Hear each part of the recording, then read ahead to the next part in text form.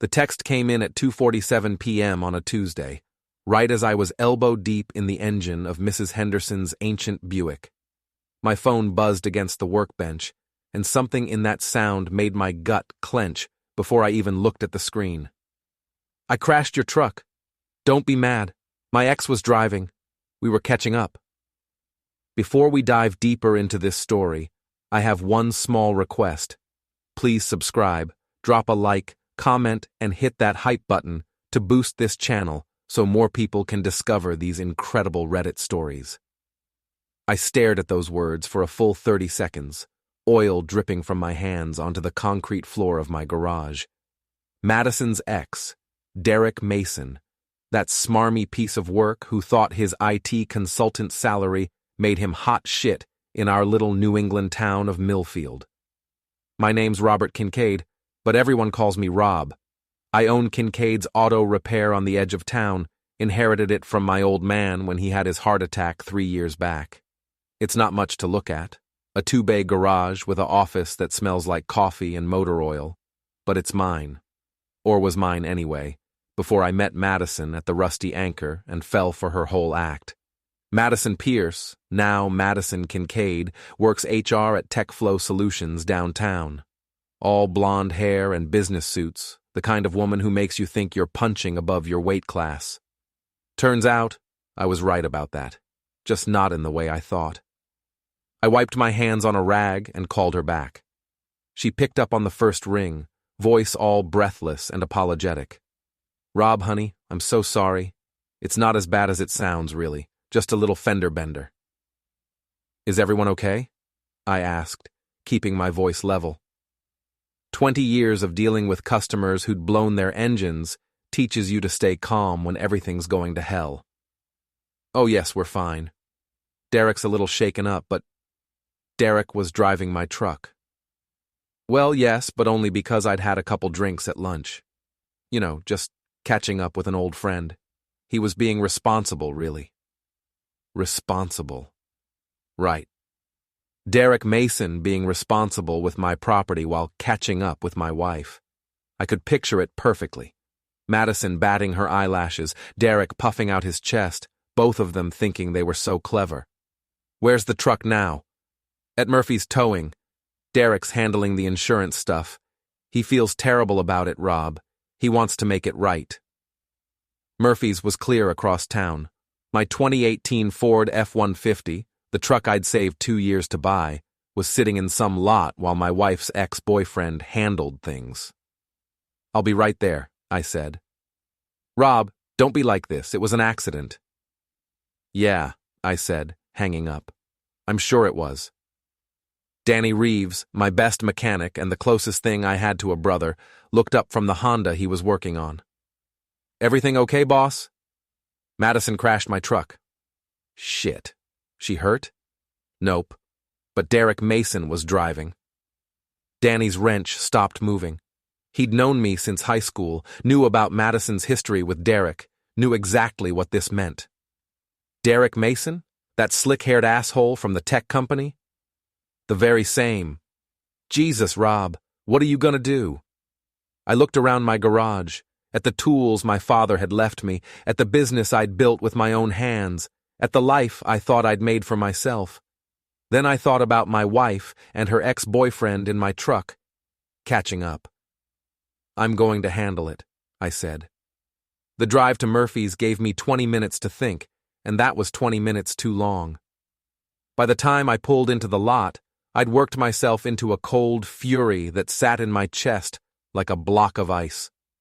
My truck looked like hell. The entire front end was caved in, headlights smashed, hood buckled. This wasn't some little fender bender. This was a full-speed collision with something solid. The kind of crash that happens when you're not paying attention to the road because you're paying attention to something else. Madison was standing next to Derek by the office, both of them looking guilty as hell. She'd changed out of her work clothes into jeans and a sweater, hair pulled back in a ponytail like she was trying to look innocent. Derek had his arm around her shoulders, comforting her. Real touching. "Rob!" Madison rushed over as I got out of my car. "I'm so glad you're here. Derek's been handling everything, but the tow truck driver is being difficult about the paperwork. Derek sauntered over, all confidence and fake concern. Hey, Rob, man, I can't tell you how sorry I am about this. Totally my fault. Some idiot ran a red light and I couldn't stop in time. I looked at him, his perfectly styled hair, his expensive shirt, his manicured nails, and felt something dark unfold in my chest. Red light, huh? Yeah, came out of nowhere. I was being super careful, but you know how it is. Sure do. I walked around to look at the damage again. Funny thing, though, this looks like you hit a pole or a barrier, head on, not like someone T-boned you. Derek's smile flickered. Well, I mean, it all happened so fast. And another funny thing, I continued, running my hand along the crumpled metal. My insurance company's gonna want to see the police report. They're real thorough about that stuff. Police report? Madison's voice went up an octave. Oh yeah. Any accident involving injury or significant property damage, they file a report. Standard procedure. I looked at Derek. You did call the police, right? The silence stretched out like a guitar string about to snap. Look, Rob, Derek finally said, maybe we can work this out between us. I'll pay for the repairs, no problem. Keep the insurance companies out of it. That's real generous of you, Derek. What do you figure this is going to cost? He glanced at the truck, clearly trying to do math he wasn't equipped for. I don't know, maybe 5,000, 6,000. I almost laughed. Try 20, maybe 25. That's a new engine, transmission work, complete front-end rebuild, assuming the frame's not bent, which it probably is. Derek's face went white. 25,000? Could be more. Won't know until we get it torn down. I pulled out my phone. But hey, don't worry about it, that's what insurance is for. Rob, wait. Madison grabbed my arm. I looked down at her hand, then up at her face. Something wrong, honey? Maybe Derek's right. Maybe we should handle this privately. Why would we do that? She glanced at Derek, and I caught something pass between them.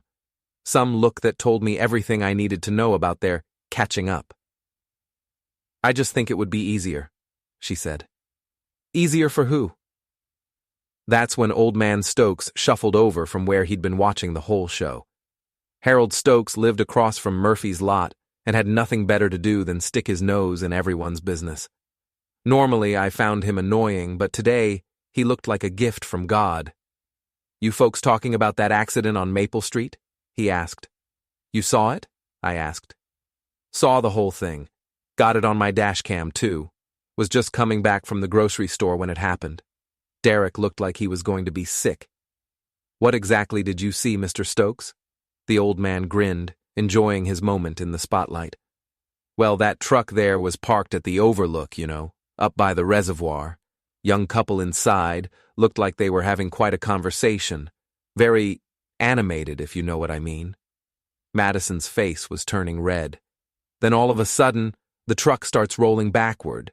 Guess someone forgot to set the parking brake. Went right down the hill and smacked into that concrete barrier at the bottom. Quite a show. I looked at my wife, then at Derek, then back at my wife. Very animated conversation, huh?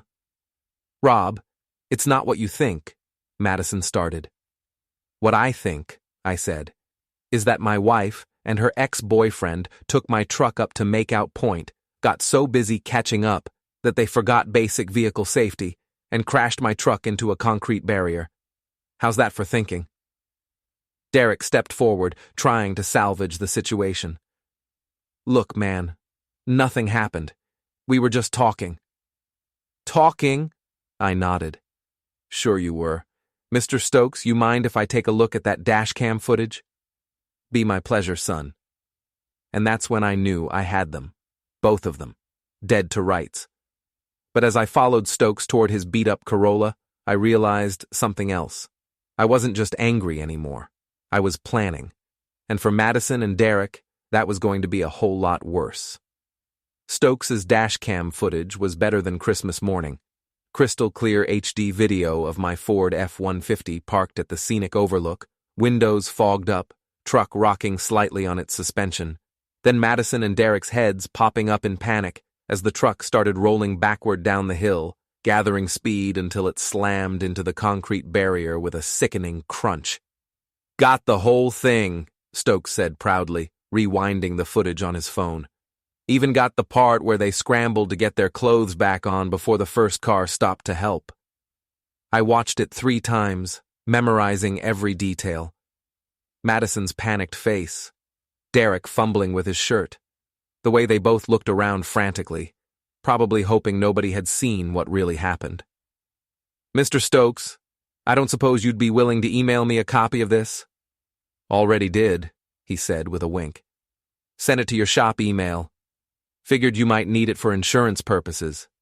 Smart old bastard. He knew exactly what he was doing. I walked back to where Madison and Derek were waiting by my destroyed truck. They both looked like they were facing a firing squad. "So," I said, sliding my phone back into my pocket. "Interesting footage." Madison opened her mouth, probably to launch into some elaborate explanation, but I held up a hand. "Save it. I've got everything I need right here." I patted my phone. "Derek, you're going to want to call your insurance company tonight, because first thing tomorrow morning I'm filing a claim with mine, and they're going to want to talk to you." "Rob, come on," Derek said, trying to sound reasonable. "We're all adults here. Mistakes happen." "You're right. Mistakes do happen. Like the mistake you made thinking you could take my truck to go screw my wife and not face any consequences." "We weren't," Madison started. "The footage says otherwise. So does the fact that you lied to me about what happened. Multiple times." Derek stepped closer, and I could smell his expensive cologne mixed with sweat. "Look, I'll pay for the truck, whatever it costs." "Damn right you will, through your insurance company, along with a rental car for me until mine's fixed, and probably a hefty premium increase for the next few years." I smiled at him. "Hope that IT consulting pays well." The color drained from his face as the numbers started adding up in his head. A claim this big would probably cost him $40,000, maybe $50,000 when all was said and done, plus the insurance hit, plus the fact that everyone in town was about to know exactly what happened. "You can't do this," he said. "Watch me."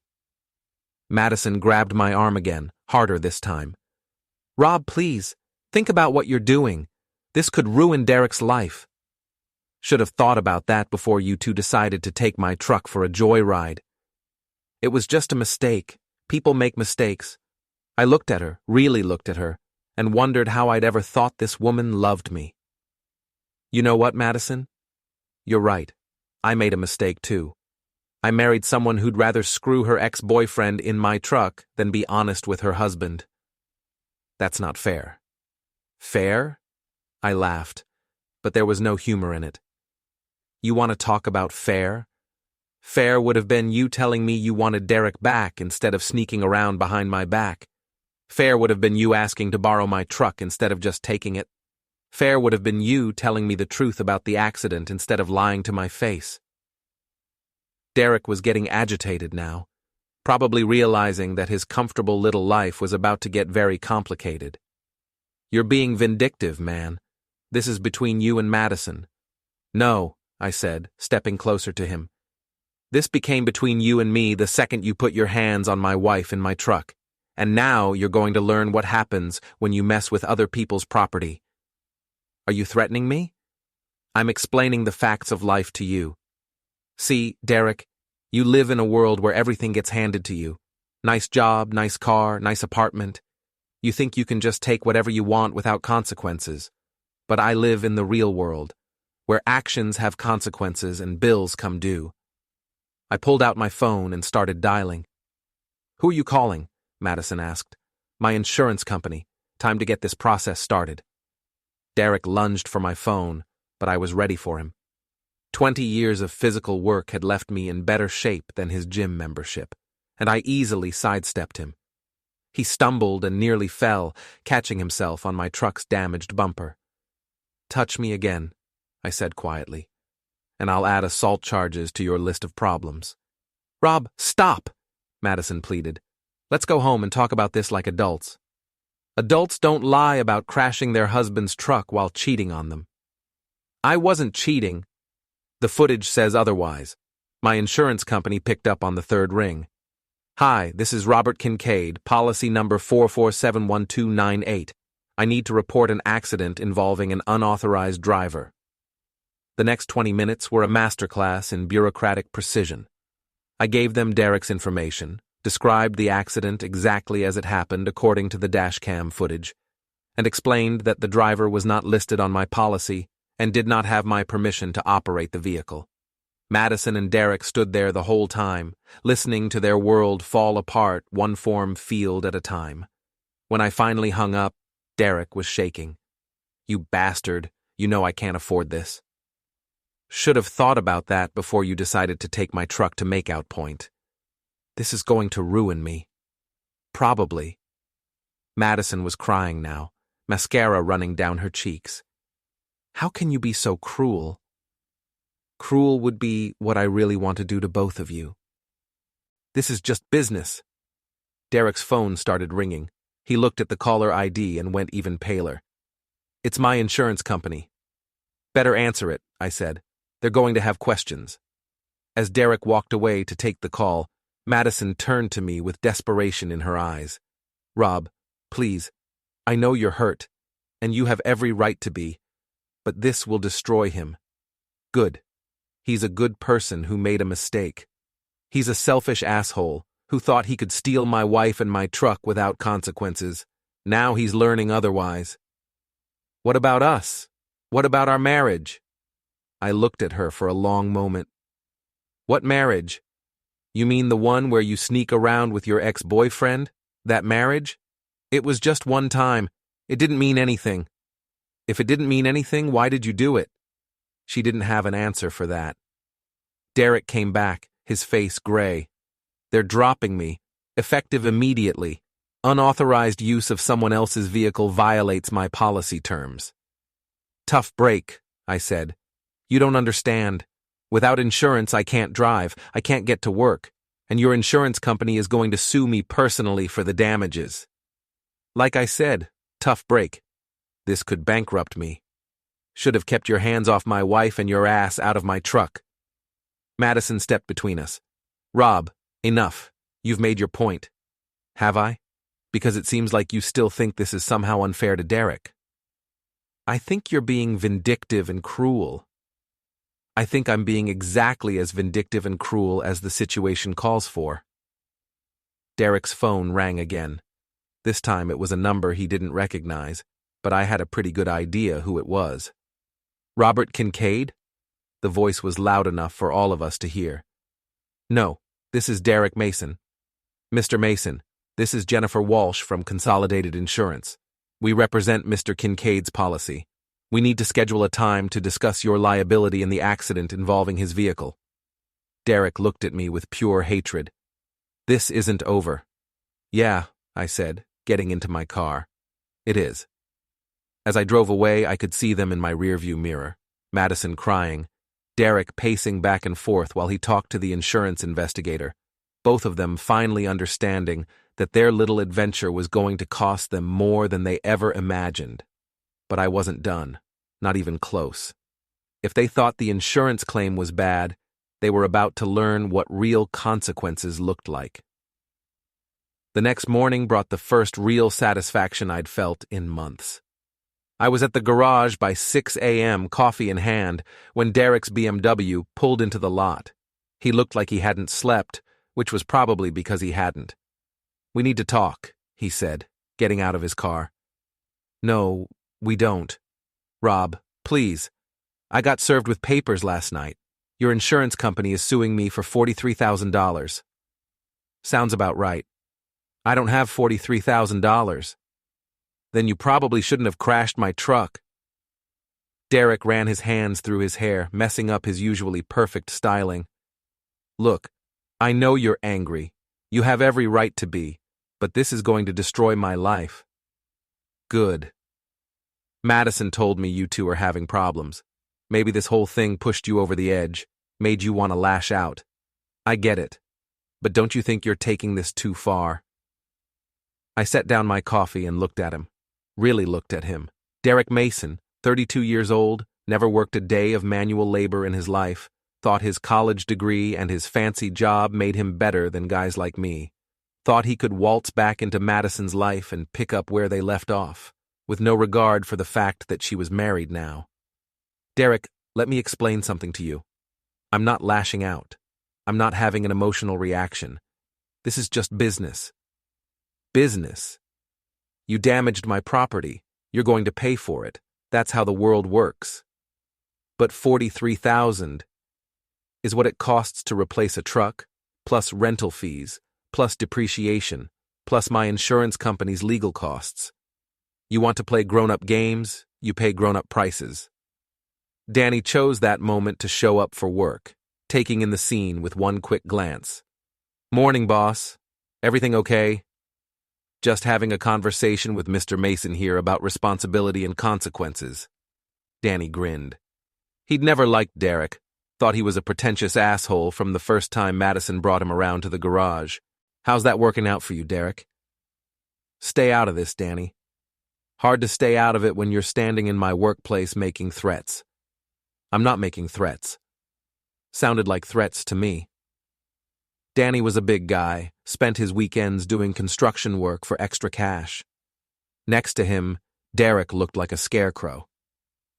Sounded like you were trying to intimidate my boss into dropping a legitimate insurance claim. Derek's face flushed. That's not what I was doing. Then what were you doing?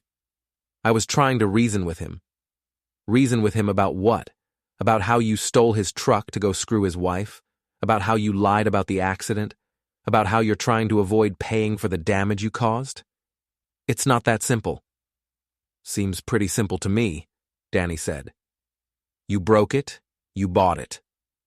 Derek turned back to me, desperation creeping into his voice. Rob, please, I'll do anything. I'll pay you back over time. You'll pay my insurance company what you owe them, when you owe it to them.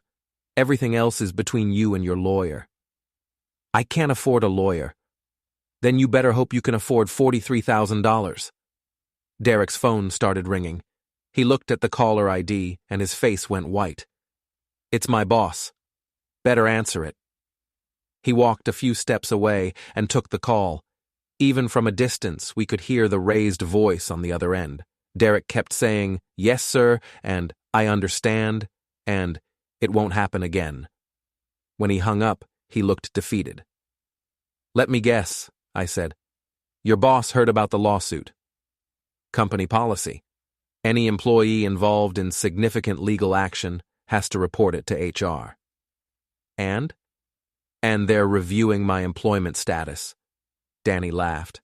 Sounds like your day's getting better and better. This is all your fault, Derek said, pointing at me.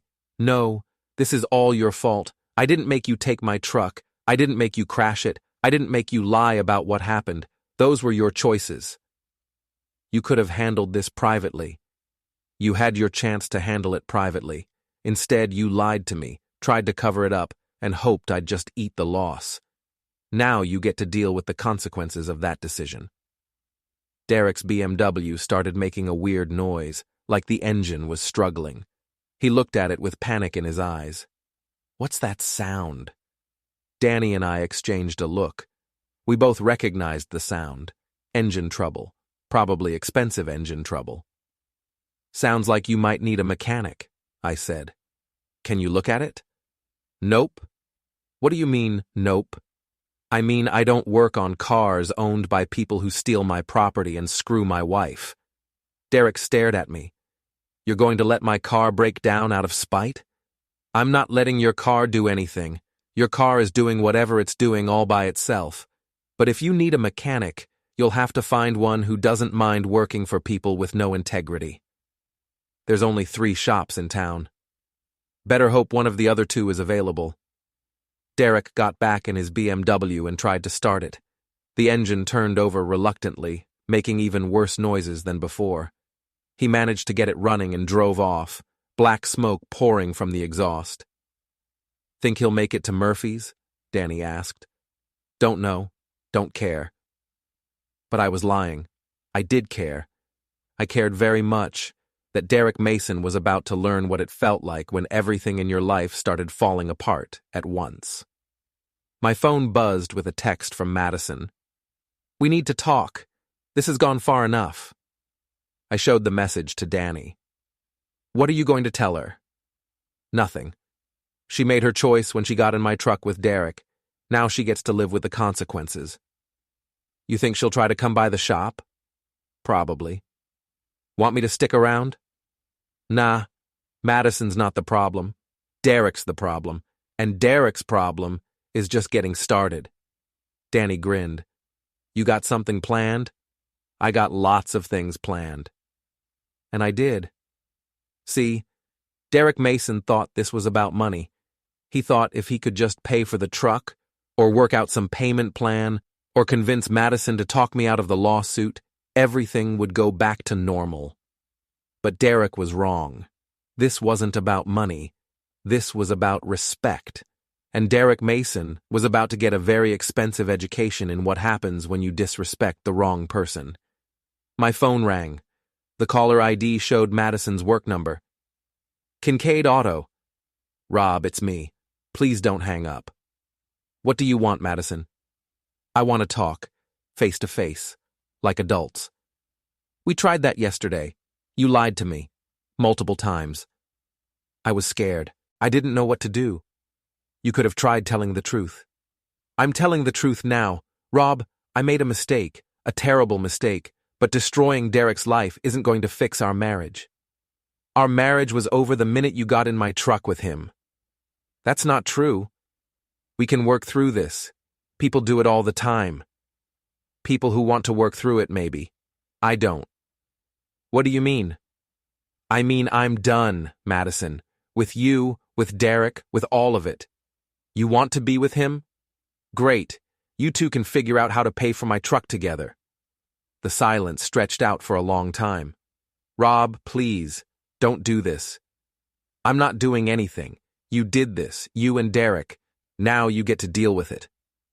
I hung up and turned off my phone. Danny was watching me from across the garage. You okay, boss? I'm perfect. And for the first time in months, that was actually true. 3 days later, Madison showed up at the garage just as I was closing up for the evening. She looked terrible. Dark circles under her eyes, hair pulled back in a messy ponytail, wearing sweatpants and an old t-shirt. Not the polished professional I'd married. We need to talk, she said. No, we don't. Rob, please, 5 minutes. I looked at her standing there in the fading light, and for just a moment I remembered why I'd fallen for her in the first place. Then I remembered the dashcam footage of her and Derek in my truck, and the feeling passed. Say what you came to say. Derek lost his job. I heard. His car died on the way to Murphy's garage, engine seized up completely. It's going to cost more to fix than the car's worth. Tough break. He can't afford the lawsuit, Rob. He doesn't have the money. Then he shouldn't have crashed my truck. Madison stepped closer, and I could see she'd been crying. He's talking about leaving town, starting over somewhere else. Good idea. What about me? What about you? If he leaves, where does that leave me? I looked at her for a long moment. Madison, that's not my problem anymore. I'm your wife. You're Derek's girlfriend who happens to be married to me. There's a difference. That's not fair. You keep using that word. I don't think it means what you think it means. Madison wrapped her arms around herself, suddenly looking small and vulnerable. Rob, I know I screwed up. I know I hurt you. But we can fix this. How? We can go to counseling. We can work through it. Work through what? The fact that you've been lying to me for months? The fact that you took my truck to go screw your ex-boyfriend? The fact that you tried to cover it up and make me pay for the damage? It wasn't like that. It was exactly like that. I never meant for any of this to happen. But it did happen, and now you have to live with the consequences. Madison started crying again, big ugly sobs that shook her whole body. Please, Rob, I'll do anything.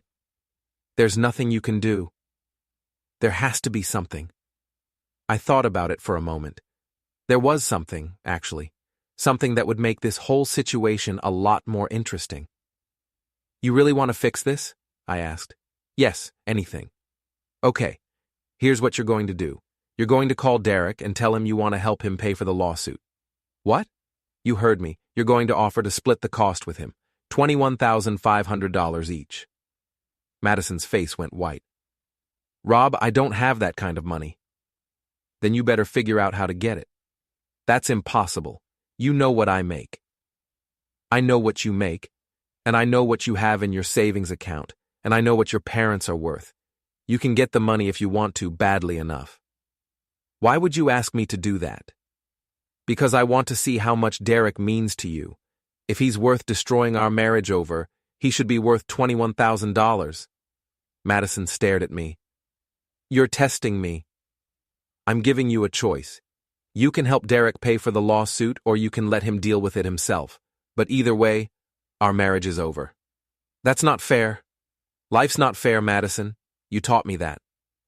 She stood there for a long time, thinking it over. I could practically see the wheels turning in her head, trying to figure out some angle that would get her what she wanted without costing her anything. What if I can't get the money? Then Derek goes bankrupt, and you get to live with the fact that you destroyed his life for nothing. And if I do get the money, then Derek gets to start over somewhere else, and you get to live with the fact that you paid $21,000 for one afternoon in my truck. Madison wiped her eyes with the back of her hand. You really hate me, don't you? No, I said. I don't hate you. I just don't care about you anymore. There's a difference. How can you be so cold? Practice. She turned to leave, then stopped. What about the divorce? What about it? Are you going to file? Already did. You'll get served tomorrow. Madison's shoulders sagged. Rob? Go home, Madison. Figure out what Derek's worth to you. But don't come back here. We're done. After she left, I sat in my office for a long time, thinking about the choices people make and the prices they pay for them. Madison had chosen Derek over me. Derek had chosen to take what wasn't his. Now, they both got to live with those choices. But I wasn't done with Derek Mason. Not by a long shot. The next morning, I made a few phone calls. First to Murphy's garage, where Derek's BMW was sitting like a $3,000 paperweight. Then to the bank that held Derek's car loan. Then to Derek's landlord. See? When you're facing a $43,000 lawsuit and you just lost your job, a lot of other things start falling apart pretty quickly. Car payments become impossible. Rent becomes a problem. Credit cards start calling. Derek Mason was about to learn what financial ruin actually looked like, and I was going to have a front row seat for the whole show. My phone rang around noon. It was Madison. I talked to Derek, she said. And? He said he doesn't want my help. He said he's going to handle it himself. How noble of him. Rob, he's broke. He can't handle it himself. Not my problem. What's going to happen to him? Whatever happens to people who can't pay their debts. You're going to destroy him. I'm not going to do anything. The legal system is going to do what the legal system does. This is cruel. This is justice. Madison was quiet for a long time. I got the divorce papers. Good. I'm not going to sign them. You don't have to. I can get a divorce without your consent. It'll just take longer and cost more. Rob, please don't do this. It's already done, Madison. You did it the day you got in my truck with Derek. I hung up and went back to work. But even as I tried to focus on the engine I was rebuilding, I couldn't stop thinking about what was coming next. Derek Mason had taken something that belonged to me. Now I was going to take everything that belonged to him. And I was going to enjoy every minute of it.